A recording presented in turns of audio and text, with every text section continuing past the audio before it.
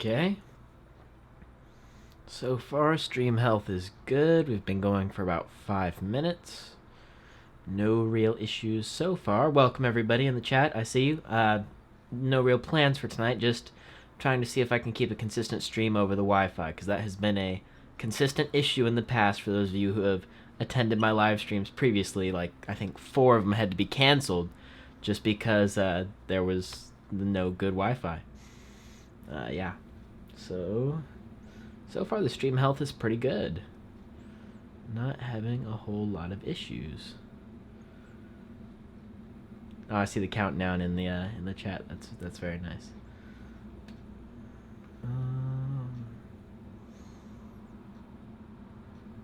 Yes, Kai Eshelman, you can have a shout out. You're awesome too. Lots of shout outs should be deserved to some of the people in the chat right now.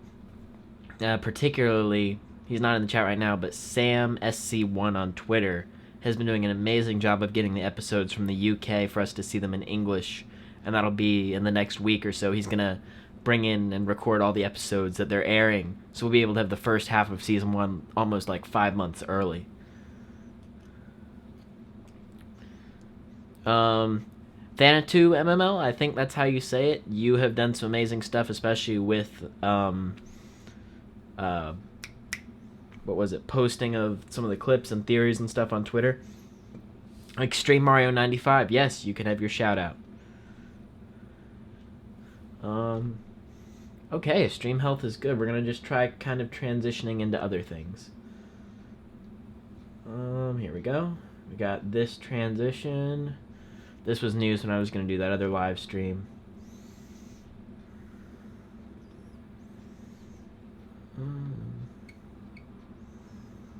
Sure, Isaac Fun Reviews, you can have a shout out as well. I'm not that popular. I mean, I only have like 4,000 subscribers, so I don't know what a shout out is going to do, but if you want it, feel free to take it.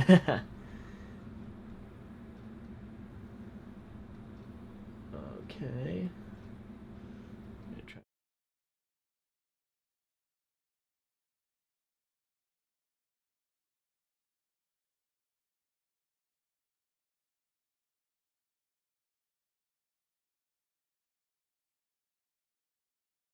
This is the screen. This is going to get really meta, because I'm in the corner, and this would be for if I was doing anything like super live. We're recording the live stream. That's,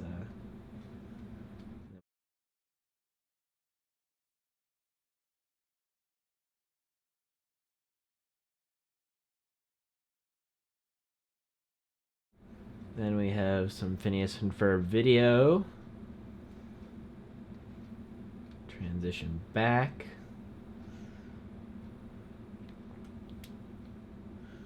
Yeah, I know. You don't typically see my face on the channel, TCC Benkura. It's a rare thing. I think there's one video, other than the live stream in the archives, that actually has my face. Goodbye, Kai. Thank you for coming. Sound is back. Was sound off? I don't know. Was that just a reference to previous live streams, Jenny, or was there no sound in this live stream? I try to make sure there's sound in every shot. We had an issue with Kahoot in the previous live stream, so that was an issue.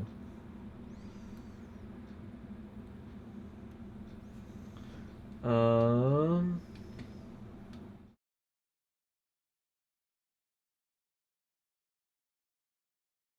to this.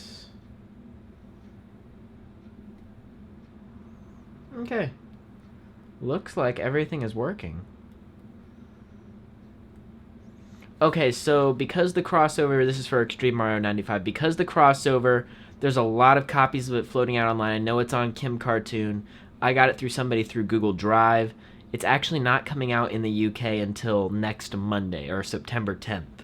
So it'll probably be online shortly afterwards in English, and that'll be like the complete version. The version that I watched is a Japanese version.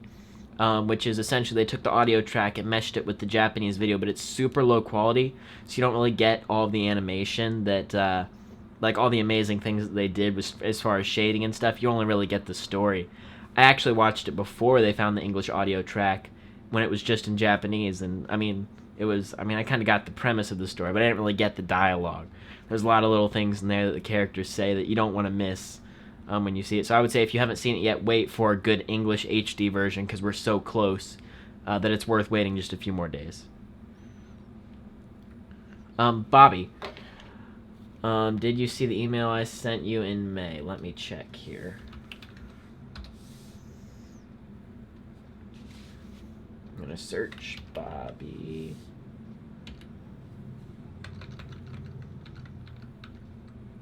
Do you have the email, like what email you used to send it?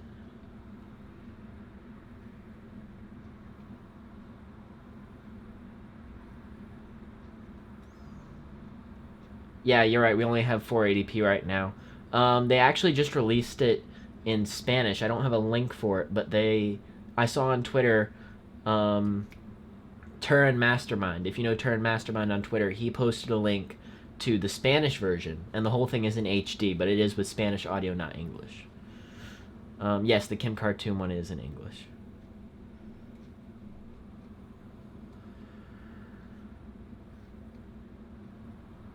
Oh, okay, Bobby. So you sent me the I think what are we gonna do in May? Event will tell us the crossover is closer. Yeah, and you sent me the video. Thank you for that. I appreciate that. Because that was a really cool event when they did the I know what we're gonna do in May, and I'm not sure if I had seen that promo before, so that was really cool. Thank you. So would you guys be interested in just hearing some preliminary crossover thoughts? I'm probably gonna do another stream tomorrow night that'll go more in depth, but this is just kind of, and it looks like everything is working perfectly fine, so that's good.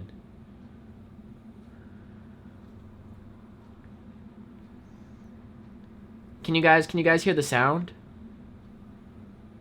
Is the sound still good? I'm just wanting to make sure that you're hearing me. And I'm waiting a few seconds for the comments. Okay, good. Good, no high school. Spanish will come in handy. Yes, good. Okay, y'all can hear me. So now respond to the question, do you want me to talk about the crossover? Favorite Phineas and Ferb episode? That's a tough one, but I really like Don't Even Blink. That one is really good. And also paired with Shea Platypus, which is really good. Okay, so you guys do want me to talk about the crossover. What do you want to know? Just general thoughts, specific characters, events, like how they resolve the whole Pistachio plot, season 2 theories. So there is an element that I am going to spoil a bit. There is one line in the crossover, and oh, no spoilers. General thoughts. Okay. Okay, this is not a general spoiler. This is just there's just one line in the crossover. So, Milo is explaining Murphy's Law, and Doofenshmirtz briefly mentions we could be related. It's a very short moment, but it inspired me to come up with a theory. So we saw in Milo Murphy's Law Season 1 the age regressor ray, and it turned Dakota into a baby. So what if Doofenshmirtz, at the end of his life, gets hit with the age regressor ray, right? So he gets turned back into a baby, and it's during a time travel adventure, and then Cavendish and Dakota drop him off at the Gimmelstump Hospital. So that's why his parents didn't show up for his birth. His parents adopted him, realized how much bad luck he had because he was like Milo, and he just goes through his whole life in a cycle. It's like the peach. The peach was never grown, it's just in a cycle. Or the Milo's letter. It was never written, it's just in a cycle. That would be Doof's life.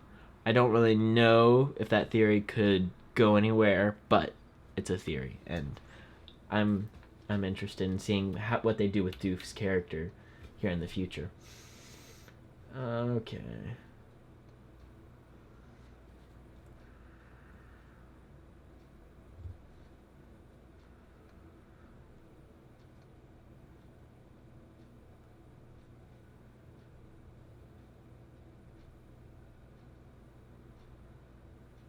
Sorry, I'm just reading through some messages here.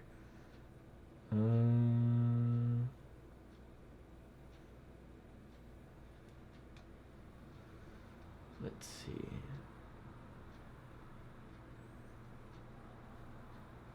Thank you for the compliment about having more subs. Yes. Okay. So into general crossover thoughts. So essentially, the crossover, I thought it was really good. I would probably give it an 8 out of 10. The way they resolved the Pistachio plot, I thought was really well done. I think it was a bold choice to not bring in Phineas and Ferb till as late as they did.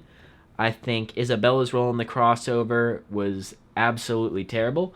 I think they were extremely lazy when they wrote her part, and they could have done a lot more with it.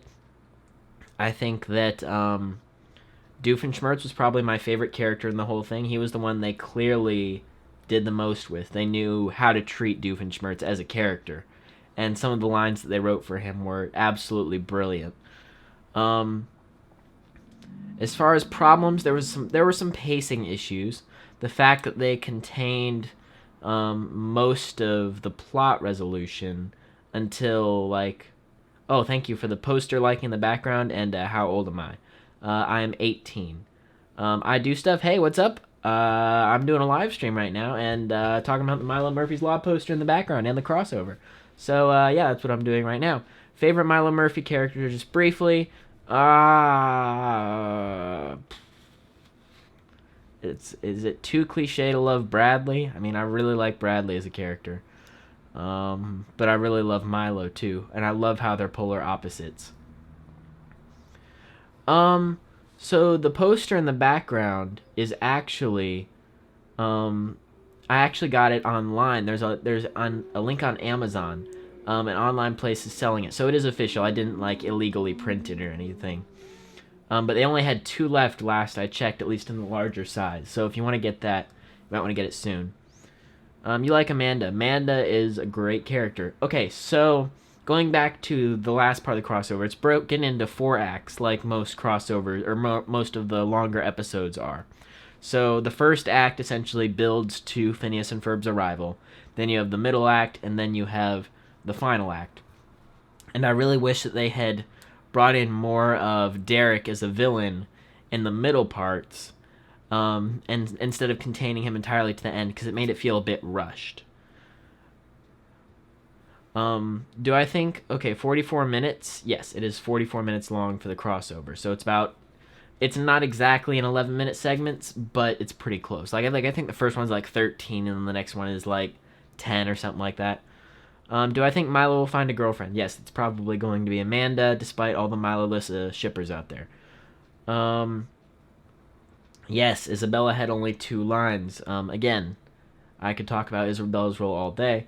I thought the resolution that they did was nice, and it's really, for me, how I feel about the crossover is going to depend on what they do with the rest of the season. Ninetails Kamara, hi.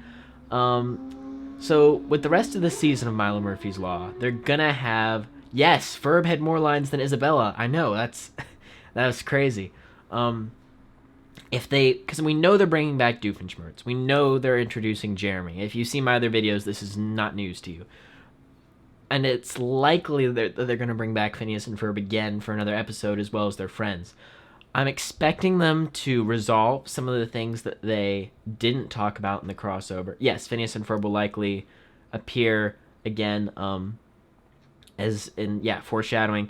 They're going to have another 45-minute special in the season, I believe, so they'll probably come back for that. And there's going to be smaller Phineas and Ferb characters throughout the season.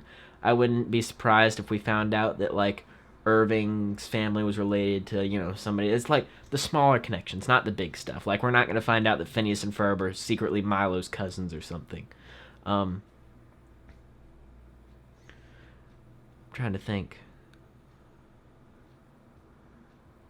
Yeah, you do dislike Doof when you're younger because he seems really stupid, but when you get older and you understand the things he's saying, we're not a couple, spoiler warning. Yeah, that was absolutely hilarious, and I think that's going to be a really interesting plotline to see how they go down, because Milo, as a character, he doesn't change. A lot of characters have growth and change arcs, and this is just kind of part of filmmaking and TV in general. But, sorry, forgot what I was saying. Milo doesn't really have a character arc within the show, or at least not yet. So what makes him interesting is how the characters around him react, like Cavendish and Dakota, when they see like, oh, it's Milo and he's got all this crazy stuff going around, or you see Zach and Melissa and Zach's like, whoa, this is crazy. I don't know if I can handle this. Or you see Melissa and she just kind of takes everything in stride. So if you separate Milo from Melissa and Zach, and like we said, we don't know if Melissa and Zach are officially going to be a couple, but the fact that they mentioned it as many times as they did in the crossover makes me think that that's probably where that's going. How do you make Milo interesting? And it's not just by giving him Amanda, because his and Amanda's relationship I don't think is enough to drive the show. So then you have Milo's relationship with his sister, but his sister is also getting a boyfriend, which is going to impact their relationship. Okay, let's take a look at the comments. Who do I like most, Dan or Jeff? I think Dan and Jeff both do an amazing job contributing to the show. If you mean voice acting, I think Jeff is much better or Swampy is much better because he can manipulate his voice a lot more. Like anytime it's Dan Poffenmeyer, I immediately recognize his voice. Not to discredit his portrayal of Doof and Dakota, but I think Jeff does a better job voice acting. As far as creativity, I think I like Dan's sense of humor a bit better. I'm not sure about Jeff. It's so weird to say Jeff. No, it's Swampy. Do I believe Bradley being part plant is important to the plot, or was it just a throwaway gag? Look, the show knows that it doesn't make sense at times. It knows that it breaks time travel rules. By all logic, Bradley should have returned to normal. Him being part plant is just a funny gag, but we have seen images from the rest of Season 2 that show that he's going to have to live being part plant. So I think that will be absolutely hilarious. And it's just going to be funny to see his character, have taken that turn. Okay, I truly believe that I can make Milo the perfect girl. Go ahead. I mean, if you're not on the writers team, I don't know how that's going to get in there. But, go for it. I hope for some Finabella moments in one of the future episodes with Phineas and Ferb. So Isabella, she was barely in the crossover. She wasn't, if you saw the teasers, that scene where they're all in front of the TV at the end, she's not in that scene, and that's one of the last scenes in the crossover. So, what was Isabella, there's this whole plot with her and the Fireside Girls that they could have done, we see 2 scenes of. So, why is this not explored? And then at the very end, they are, we'll just say, decapacitated. How were they able to avoid being decapacitated for as long as they were? And then just like that, oh, well, now they're not so powerful, able to evade the pistachions. I think it was weird that she wasn't with Phineas at the end, because Phineas is generally fairly concerned about Isabella. If you watch Night of the Living Pharmacists, he's just like, Isabella, Isabella, and he goes around running around like, Isabella, Isabella. And Buford's like, see, I'm vindicated, So it's weird that they didn't give that a plot resolution. And even I think it was weird Candace, who spent so much of her adventure with them, wasn't there at the end. And she didn't even say, she was just on her phone towards the end.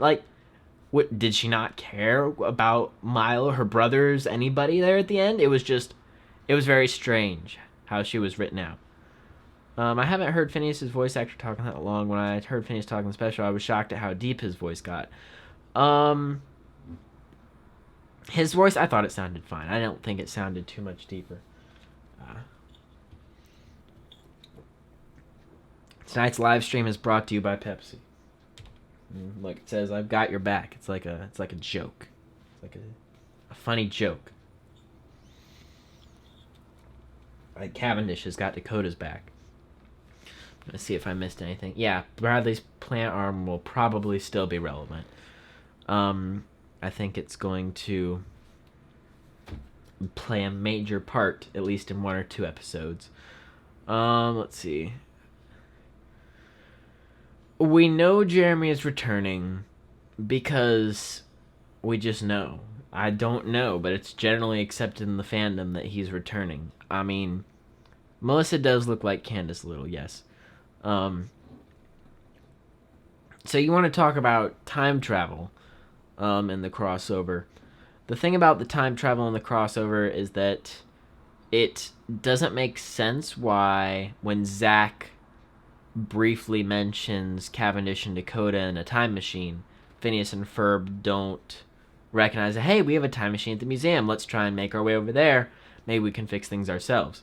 Granted, they wouldn't know where to, go to to defeat the Pistachions because they don't have the same knowledge. But Milo does. So why not ask Milo, and then he could help them with that. I'm hoping there's something romantic sense in the season. Me too. Sarah and Neil was kind of thrown in there at the end, and Melissa and Zach was more of just fan service rather than an actual set up, well-developed relationship. Yeah, I'm hoping we get to see more of the Phineas and Ferb characters and their reactions. Yes, Phineas and Ferb are confirmed to be in future episodes of MML. Go to check out my latest videos. There's one where it says Season 2 episode titles, and in that video I go into some of the episodes specifically that we know Phineas and Ferb characters are going to be in. Wouldn't Doof and Dr. Zone going into past result in none of the crew meeting at all? Also, he made it sound like Doof invented... Okay, I'm writing a video about this, but essentially Onassis invented the time machine, right? So the first time he went through, it didn't work. So Phineas and Ferb go and fix it. Then Candace uses it and goes into the... And then Candace uses it in Quantum Boogaloo. But the whole Quantum Boogaloo timeline gets erased because Isabella brings back the wood tool. So what we saw was the beginning of a time loop. So essentially now in the timeline, the whole thing would never happen, just the wood fusing tool would exist. Now, when Onassis came back in the future in that episode, he apparently got the machine working, which meant Phineas and Ferb never had a machine to fix, so Phineas and Ferb never fixed the machine. So in the final version of the timeline, Phineas and Ferb never fixed the time machine at all, because Onassis got it working and went to the future. So that means it was never in the museum as an artifact, which means that technically Doof would be the first inventor of time travel. Now, there's also a part where time travel is a loop, because we see in the race episode of Milo Murphy's Law that Cavendish and Dakota go back and there's the time travel like junkyard, right? And so all the time machines are there. Well, that's probably how Onassis was inspired, because of all the time machines stuck in the past. So time machine was invented in the past just because there were time machines that went into the past. It's a cycle. They love cycles. Cavendish's outfit with the hat and the glasses was based off of Professor Time's outfit. Orton based his design for Dr. Zone off of Cavendish. And Cavendish wouldn't have based his off of Professor Time, and Professor Time wouldn't have existed if he hadn't met Dr. Zone. So it's like, it's a very weird loop sort of thing. I hope any of that, if not all of it, made sense. It's going to be much more condensed when I make the actual video. I heard, let's see. Yeah, so, I mean, Doof, he did invent time. He's invented it multiple times before, though. I heard a theory the reason Bradley didn't change back because the Pistachions will come back, specifically King Pistachion, since he told Milo that he hasn't seen the last of him.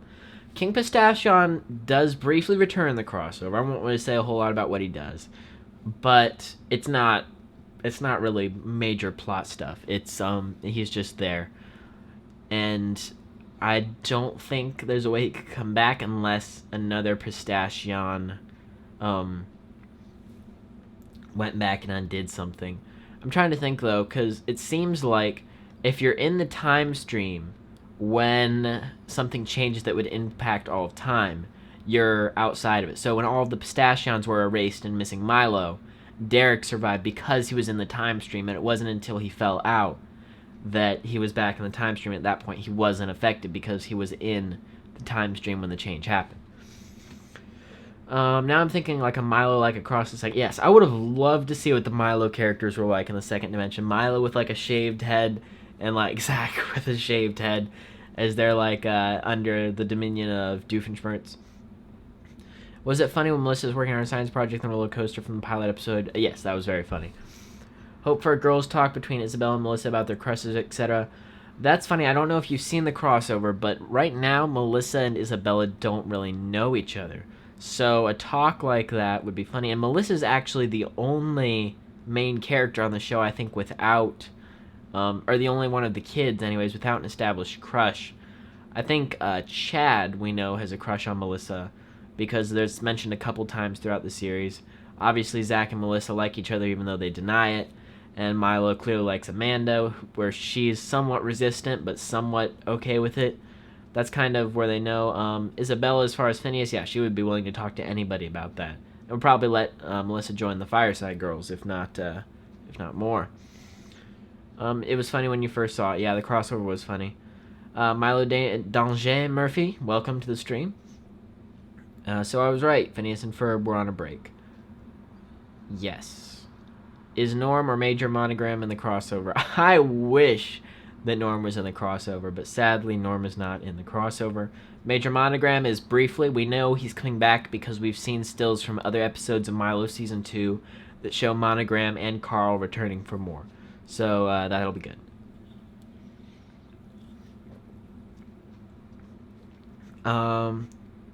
Roll Such 2282. You already saw the crossover, so have I. It was really good. What day is the Milo Murphy's Law Season 2 premiere? Is September 10th. They're releasing episodes on September 11th, 12th, 13th, 14th, and then I think they're doing like 17th, 18th, 19th, 20th. Anyways, it's going to be the first 10 half hours. So the first 2 half hours are Phineas and Ferb Effect crossover. Then we'll get 8 more 2-part episodes. The letter is a loop itself. Orton 2015 gives it to Melissa, Zach, Sarah. They give it to Milo, who gives it to Orton 1965 at the end of the crossover. 50 years later, the loop begins. Yeah, that pretty much explains time travel in the show. It works in loops. So the English crossover will actually be out in a few days. Next Monday, actually. J Gaming. After Phineas, before I had a dream where the show was Phineas and Ferb in school. Yeah, Phineas and Ferb in school probably won't happen, but that's a cool dream. Which do I prefer, Phineas and Ferb or Milo Murphy's Law? It's a tough one. It's like steak and steak and a Dairy Queen Blizzard. Both of them are good, but I like them separately. And I think, even though the crossover was good, I prefer my Milo Murphy over here and my Phineas and Ferb over here. They're two very different shows, and I think they should, for the most part, stay separate because they have very different styles of humor. Milo Murphy takes a bit more of a mature sense. Not that Phineas and Ferb wasn't mature, but Milo Murphy, it's a lot of smaller banter between 2 or 3 people versus Phineas and Ferb. It was larger conversations between like 5. All right, Isaac. Welp. Gotta go. Bye. It was good to have you here. So Phineas and Ferb and Milo Murphy's Law are both special in their own ways. I think Milo Murphy's Law, I like the physical comedy aspect of it. And I think they've written their characters better. So, like Phineas and Ferb, you couldn't have an episode where Phineas and Ferb weren't doing or inventing something. Whereas with Milo Murphy's Law, you can have an episode without Milo being the focus. Like, I mean, I guess Phineas and Ferb did that with, like, you know, the This Is Your Backstory. But for the most part, they had to conform to the formula, unless it was like a very special episode. Whereas with Milo, like, you can do a whole episode about Elliot, or about Cavendish and Dakota, or about pretty much any one of the characters, and it'll still feel like a Milo Murphy's Law episode because it's a bigger world. Whereas Phineas and Ferb was very much limited to Phineas and Ferb and Doof and Perry. And they did a lot with that, don't get me wrong. But I like the development that they went with for Milo Murphy's Law. Vanessa is not in it, but she is mentioned. Do I watch Milo Murphy's Law Battle of the Bands? Yes, that's a great episode, and I think you think it takes place in 2017. Songs of Phineas and Ferb. Milo Murphy's Law songs, I think, since we don't have an official album, like, they're really good, but they're just as catchy, but they're much shorter. Like, for whatever reason, Phineas and Ferb felt like you got more of the songs, whereas Milo Murphy's Law is like 30 to 45 second snippets of what could be greater, longer songs. Phineas and Ferb songs, I think, are more prominent as well, which helps them. And like I said, my favorite songs of Milo Murphy's Law are definitely Chop Away at My Heart, I'm Taking a Stroll, Last Halloween, and I've actually changed. I think I like Just Roll With It after I saw that one in Disaster of My Dreams, the full version. It was really good. Like to see development for small characters in the show, specifically Bradley. I would love to see more of Bradley. Oh no, I dropped my marbles all over the ground. It's like, stop, citizen. That's dangerous. I mean, and that is one of my favorite interactions of the entire show. Elliot tries to do Bradley's hair. Not gonna happen, man. Doof can't live with Charlene because they're divorced. As much as it would be nice for them to be together, they're divorced. Remembering the whole reverse episode thing, I did not like the reverse episode, the one with the cheese world. That was probably one of my top 5 worst Phineas and Ferb episodes.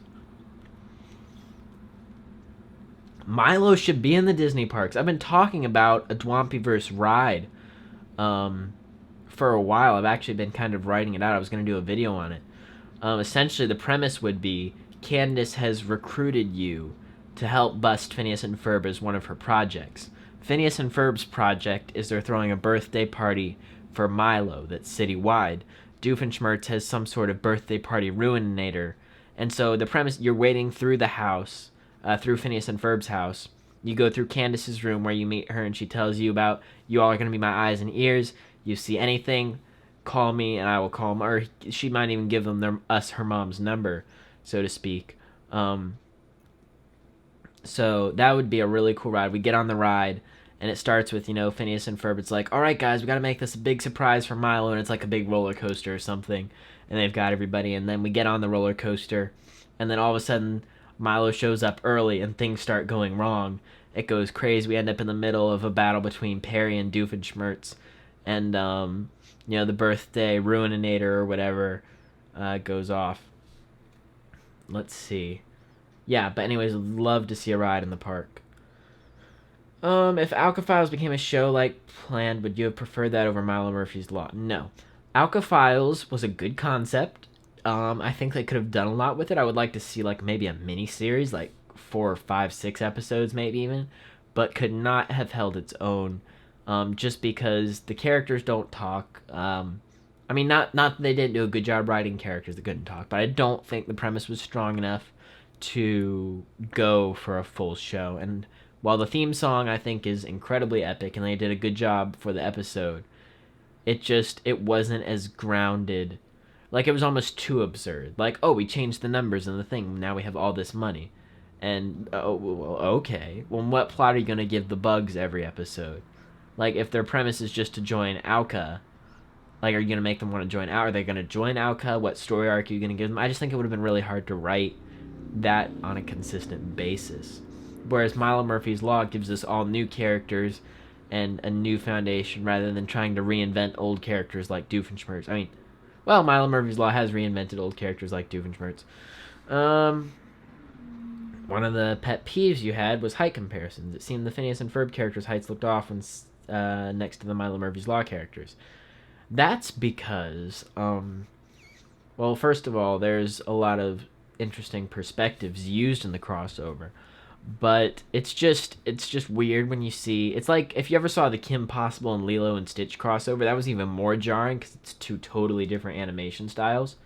But it's just weird to see them next to each other because Phineas and Ferb's body shapes are so weird that, especially like even when you see them grown up and act your age, it doesn't really make sense, why certain parts of them grew. Like Ferb's legs grew like 200 feet and his head stayed like the exact same size.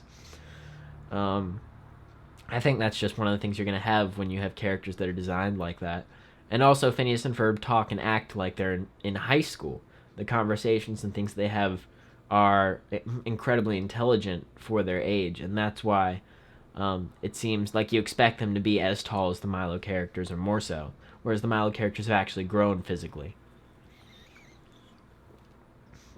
Will Milo Murphy get a season 3 or 4? I hope so. I have no idea, though. Did I find it cringy when Baljeet dabbed in the crossover? Well, here's the thing. It's supposed to be cringy. And I think a lot of people don't realize that Baljeet is trying to be cool. He loves to try to be cool. I think there was an episode devoted to that about, like, Baljeet wanting to be cool. So he sees people dabbing. It's popular when really it's gone out of fashion. And so he dabs during the song. And it's supposed to be cringy. That's the point. This channel is so good. Thank you, J Gaming. Can you do top 10 best and worst episodes? I can. That's in the works for the future. Howdy. Please, no spoilers. Well, no spoilers for the crossover or for Phineas and Ferb and Milo Murphy's Law in general. Because if you're wanting to avoid Season 1 Milo Murphy's Law spoilers, you might want to stay off this live stream and any and all Phineas and Ferb spoilers. Not sure if this was asked, but do you think Deuce's futures as a teacher to his daughter being an Alka agent are still possibilities after the revelation of the crossover about his future? So, okay, here's how Doof's story works. So Doof gets arrested for his crimes, right? He finally serves time for them, which makes him a high school science teacher. That doesn't last all day. So his science teaching is something he does during the the mornings, which high school typically ends around 1:35. He has the rest of the day to do whatever he wants when he's not serving time. So, he can build stuff, he can tinker, or he can join Alka, which is part of it. Maybe what we saw in the Alka Files was a Saturday, which is why he was getting out of bed late, because he has to wake up early for class every day. What we have in the crossover, now this is mild spoilers, it's not huge. If you've watched any of my videos, this is not a big spoiler. When Perry is presumably going to recruit his Alka Files team to, help defeat the Pistachions. The first person on his team is Doofenshmirtz. Since Perry can't talk, Monogram Doof can sort of understand him. Monogram comes in on a screen and starts to explain, Pistachions have taken over the Tri-State area. So, because now Doof is doing good for Alka. So Doof is part of Perry's team. So Monogram is obviously telling him, here's your mission. You're doing this with Perry and presumably with the rest of the team that we don't see, because obviously there was no room in the crossover for any more characters than they had. So yeah, that was how all of his futures work together. And then presumably he serves his time after 5 or 6 years, and then he maybe quits as an Alka agent or whatever, and they don't check in on him. Alka doesn't check in on him for 4 or 5 years, but Perry still hangs out with him from time to time. So that's why when you get to Act Your Age, he's like, oh, I thought he was okay after we placed him as a science teacher, because presumably he would have gone on being a science teacher longer than an Alka agent. That would be a cool ride. Thank you. I hope we see the Milo Murphy's Law character sing Gitchy Gitchy Goo. Yes, that would be really cool. Yeah, I wouldn't have either, but I would like to see it as a mini show. Yeah, a mini series would have been nice. It's weird for me when Candace came in the crossover and playing. She questions who the Pistachions are. She went, okay, that's one of the biggest problems I have with the crossover. So the Pistachions have been taking over Danville for, let's say, he starts his conquest back with Dr. Zone in 1965 in Fungus Among Us. That's when he starts replacing people with Pistachions wearing rubber masks. In 50 years, he should have been able to take over much more than just Danville. And there should not, think about it this way. If he's been slowly taking out people in Danville for 50 years, unless he's got some kind of guard against people seeing Lardworld, people would start to notice that, hey, my friends and family aren't the same. I mean, I see once he's replaced with Pistachion, it would spread faster, but that would not take 50 years, I don't think. I mean, maybe I'm being unrealistic, but the whole point of Pistachions wearing rubber masks is so that life could continue as normal for the people they hadn't yet captured. And so they could slowly but surely take over the human race. And yes, Candace probably had been under a rock. She was probably on her phone. Phineas the Dorito dipped in ketchup boy. I don't know what that means. You may be thinking of the Wizard of Oz, Baljeet the Scarecrow. Yes, that's what it was. Baljeet the Scarecrow wanted to be cool. That's exactly what I was thinking of. Baljeet has always wanted to be cool just as a character, but he can't because he's a nerd. Baljeet dabbing was something. Yes, it was something. Nothing is nothing. Who do I like better? Monty and Vanessa or Vanessa and Ferb? Vanessa and Monty make so much more sense. Why they didn't give us resolution to that plot, I have no idea. It just doesn't... that's one where I just don't understand why they didn't tell us what happened. It's really not something when I've already seen him. Yeah, when you've seen Baljeet sing Give Me a Grade, again, he thinks that's punk rock. He's not doing it right. That's Baljeet's character. He doesn't know what's cool. Hey there. Hey, Esteban Mine. I don't understand the whole arc with Candace and Milo. She takes him to a bush to hide him and almost immediately changes her mind. It seems the whole thing was only done to give Candace screen time. I could talk a lot about the crossover's writing and the timing and the pacing and, what it did with the characters in the time. Candace was probably one of the biggest casualties of the time limit. Even if they had split her arc up between two sides. Sorry, soda's giving me acid reflux. Even if they had given her more time, it just needed that resolution. It needed to be there, and it makes sense because, let's be honest, Candace is an impulsive person, but it doesn't just feel right in the context of the crossover. And for those of you who haven't seen it, you'll get what I mean when you actually see it. But it makes sense with her character to change her mind that fast, but it doesn't play well on screen, if that makes any sense. Oh, I see. It's a joke. His head shape and the hair is ketchup. That makes sense. Okay. I haven't seen the crossover yet. I'm waiting for it to come out in the US. How did you like it? I really liked it. It was good. You could probably ask some of the people in the chat to give you a link to watch it in English if you want to watch it right now. It was a good conclusion to everything in season 1. I don't think it was worth the year and a half or the almost a year-long wait that we had to get the conclusion. I don't think anything really is after that long, especially with, just a TV show. But I think what they did with the whole plot and everything, how they built it, was really cool. Can we have any new mom? Like, Mom, Phineas and Ferb are doing a title sequence. Damn. There's no new moms there's no new mom quotes in Phineas or in the crossover. So sorry. Bella Pink Savage, welcome. You might want to rewind it 45 minutes. Just to check out what I've said, or you can stay here now because we're talking about random stuff. Minor crossover spoilers. Let's see. Is there anything? Theories about the alien arc in season 2. Okay, so here's what I think about the aliens. I think what they've done is they've set up 2 things in season 1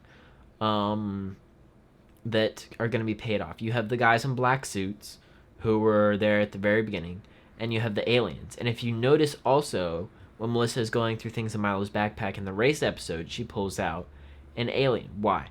Aliens are definitely a plot they're going to go down. We've seen in the teasers for season 2 parts where like a bunch of characters are getting sucked up into what looks to be like a tractor beam from Milo's house. I'll be interested to see what they do with that plot as far as how do they treat the aliens? Are they characters? Are they bad? Are they good? Or do they have a whole community? Is this going to be more like Chronicles of Meep or something like that? I think as far as an arc goes, you could bring in Doofenshmirtz, but I don't think you're going to get a whole lot of Phineas and Ferb characters. I'm just going to take a break really quick and look at Twitter.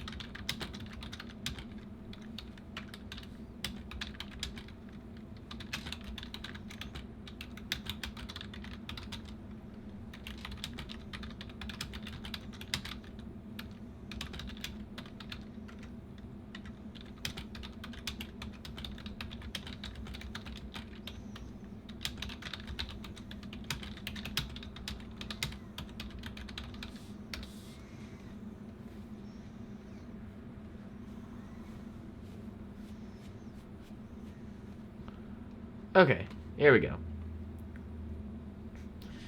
I like Vess and Ferb, but it seems weird because she seems older. Yep. Phineas' mom saw the robot at the end. Doesn't that mean they got busted? Yeah, I was wondering that too. The parents, did they not see what happened? I mean, I don't know what they did with that. It made no sense why they didn't even address that the parents were there, other than like they didn't even have any lines. Um, we did see aliens in Phineas and Ferb, other than Meep. Um, you're talking about the UFO episode. Yes, that could potentially be brought back.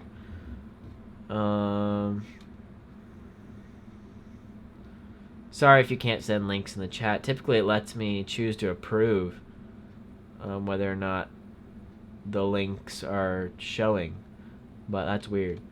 The whole doof living at Milo's house was done just for, yeah, pretty much was. I was wondering why he didn't ask to stay with Cavendish and Dakota. That would have made much more sense because he spent Doof spent most of the episode with Cavendish and Dakota, and that would have fit him much better. But if he's got to stay with Milo because logic. Yeah, why can't he stay at a hotel? He has plenty of alimony check money, and we know his building gets rebuilt because actor age happens. That's something I can't say on the show is that in multiple episodes, Perry is the smartest agent. Other than maybe Lila from Calca. It's our world and we're all living in it. But whoa, we're all living in it. Was I MML and PNF fans? Welcome, Laser Extreme Dude 2000 Germain. That is a mouthful of a username. It's good, but you might want to change that just so I can pronounce it. And yeah, Doof and Linda meet up at the end. Yeah, you know, what if they're rekindling an old flame? What if Milo went to Phineas and Ferb's star and ate at the diner? That would be cool, yeah, if they brought back the diner from Comic Chameleon. Do you think Mickey Mouse is going to be in the crossover as a cameo? I can confirm Mickey Mouse is not in the crossover. It's really sad. I would have liked if Phineas's mom would have recognized Doof. I think Doof recognized Phineas's mom in Where's Perry Part 2, I think. It might have been Where's Perry Part 2 or Where's Perry Part 1. But Doof recognized, he's like, I think I went on a date with that one when he sees the Linda robot. Yeah, but it would be interesting if she recognized him.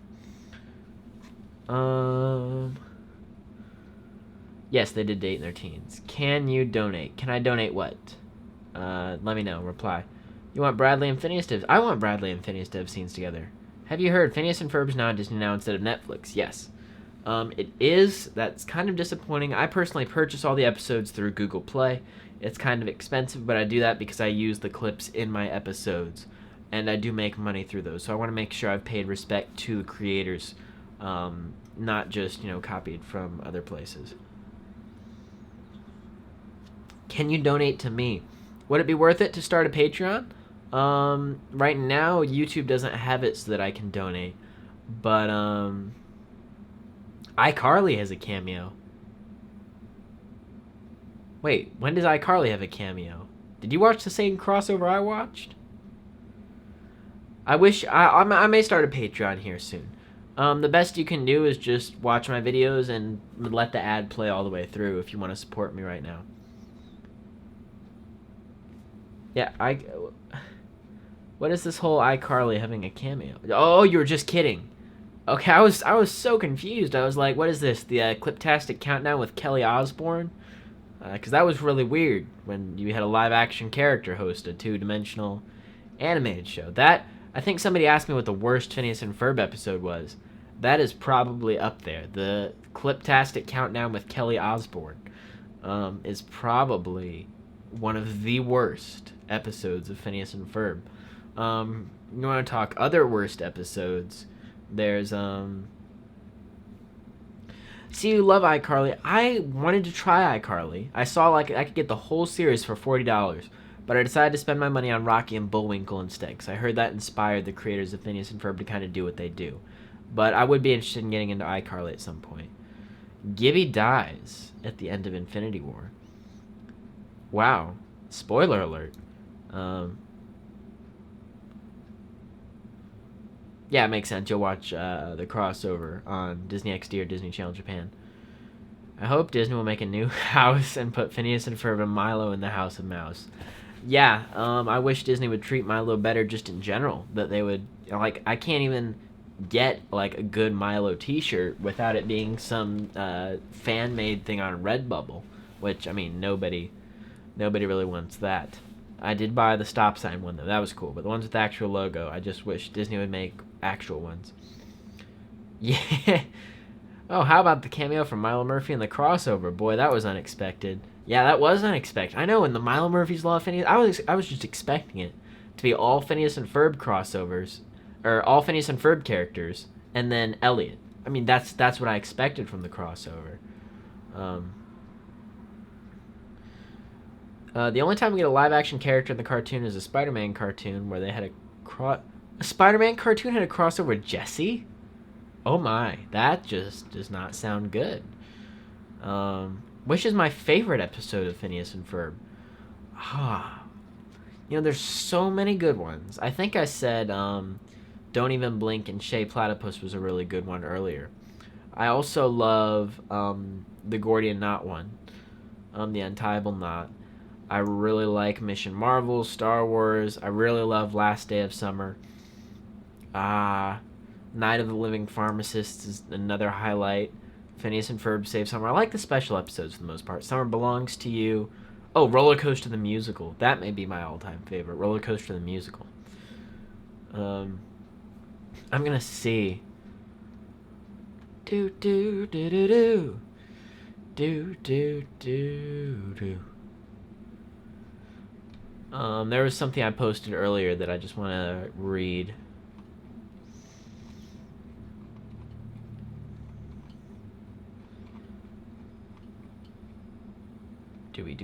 Okay, so here is my prediction for the crossover's plot. A 22-minute recap of the Woodpecker incident, which we still haven't gotten.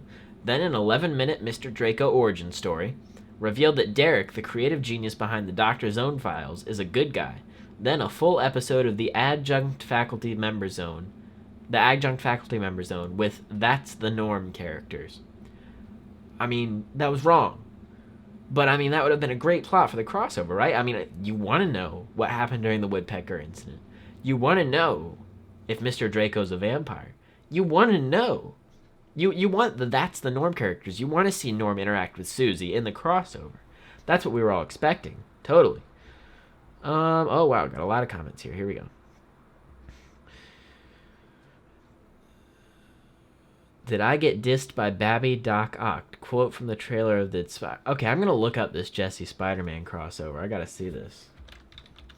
Jesse Spider-Man crossover. They actually did that. Oh my goodness. That's wrong. That... Halloween Night at the Museum, a crossover with Jesse and Ultimate Spider-Man. Yeah, no, that's not right. You can't cross live action and animation like that. Wow, okay. That exists. Interesting. Slash is a live action character. Yes, but he... It's hard to explain. Phineas and Ferb, the problem I had with it was that it broke its rules. Like, you brought on Kelly Osbourne in live action, but then you brought on, like, Perry Grip and Slash as animated characters. So, where's the consistency? Are the real-world people, do they exist in animated form, or do they exist in real-life form? What's the truth? Who is your least favorite character on Phineas and Ferb? I don't know if I have one. There's so many good ones. I can't think of a least favorite character off the top of my head. I could probably tell you when I watched a really bad episode that has it. Who else remembers? Yeah, Phineas and Ferb Take 2. That was also interesting. Doof's Daily Dirt was great. Roller Coaster Musical was great. Have I played it? Yes, I played the Across the Second Dimension for Wii. I never actually played through the whole thing, but it was pretty fun. Had some interesting subplots. Yeah, Doof was on Shark Tank. That happened. The woodpecker incident. Ferb. Yes, I knew Ferb is voiced by a different person. I think I follow him on Twitter, and he does a good job of voicing Ferb in the crossover. Hello, Nather Evipero. PNF had Kelly Clarkson. Yes, she was also animated. Again, it didn't make sense when they brought in Kelly Osbourne and Maya Mitchell. It just didn't make sense. Jesse is canon to Spider-Man, and because Mission Marvel, Jesse... Yes, sure, Jesse is confirmed canon in the Milo Phineas universe. The things you learn on the live stream. Whatever happened to Monty? I wish I knew what happened to Monty. He was one of the best characters. I don't know why we never saw him again. It was just one of those things. Across Second Dimension game was fun, yes. I just go by another. Okay, that works. I just kind of address people by their full names when I introduce them, just to make sure everybody in the comment section knows. But hello, Nether. Do I recommend the Phineas and Ferb Second Dimension game? If you're a big fan, yes. If you're just looking for a fun game to play, it's not the greatest. I mean, it's okay, but it's like they didn't put a whole lot of budget into it. It's like a very low budget game. I went to see the Second Dimensions of Milo and his friends and family. Yeah, Across the Second Dimension was my favorite special. See, I didn't like Across the Second Dimension as much. It was weird. I liked the finale better. I don't know. It was just Across the Second Dimension didn't resonate with me. Maybe I just didn't like... I mean, Robot Riot is probably the best part when they're all fighting. But it felt to me like they spent too much time with the Second Dimension characters who were just introduced to, instead of the Phineas and Ferb characters that we already know and love. Have I watched the Milo and Phineas and Ferb crossover? Yes. I wish Carl was in the crossover. After all, my real name is Carl, so I've always had an attachment to it. Yeah, he's going to be in Milo Murphy's Law after the crossover. So you will get to see Carl again. That's confirmed. Son of Major Monogram is Monty, yes. Alright. I think that's pretty much good. I can talk a lot more about... go ahead. Say something about your blog. I don't care if you advertise in the comments. That works. I may try and set up a Patreon if you guys do want to donate. That would be kind of cool. I'd like the guy with the one eye and Phineas and Ferb like we do. My teacher is a panda. Society's a platypus. The media's a platypus. It's all this propaganda. Yeah, we all got a platypus controlling us. Tales from the Resistance 2 that left Doof, Charlene, Vanessa, and her boyfriend. Yeah, that would be cool. I still want to see Meet Me in St. Louis. Yeah, me trying to rap. I'm rewatching it as it's going out live, and it's just terrible.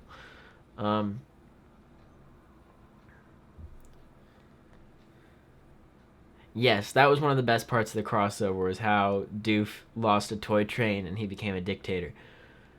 Do I listen to the band Less Friction? No. Keep thinking about the old couple. The crossover, I think I've said this a couple times, I thought it was pretty good. I have a couple nitpicks just about the pacing and about some of the choices made regarding smaller jokes, but overall it was really good. I have a PNF Milo Murphy's Law Incorrect Quotes Tumblr. Really? Like, I'm trying to think what's a typically misquoted line from Phineas and Ferb. The president's a... Wow. Alright, we're getting political in the comments section.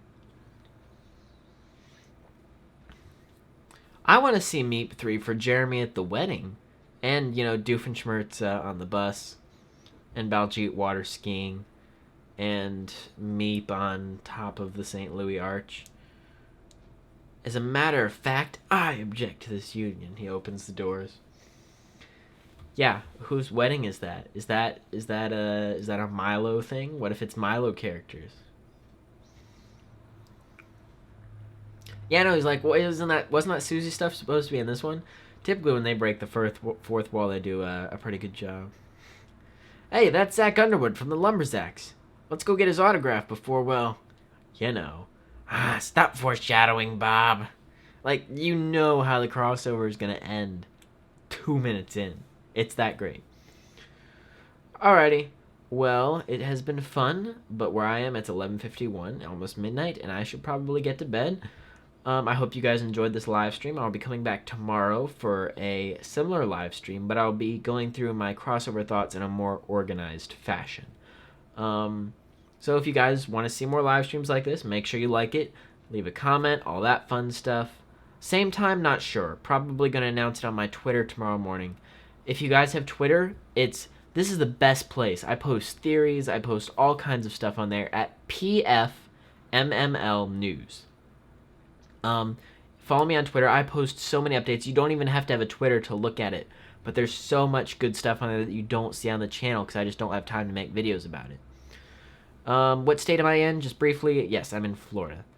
All right, thank you guys. I really enjoyed hanging out with you, and I will see you all hopefully tomorrow. Have a good night, guys. And here we go.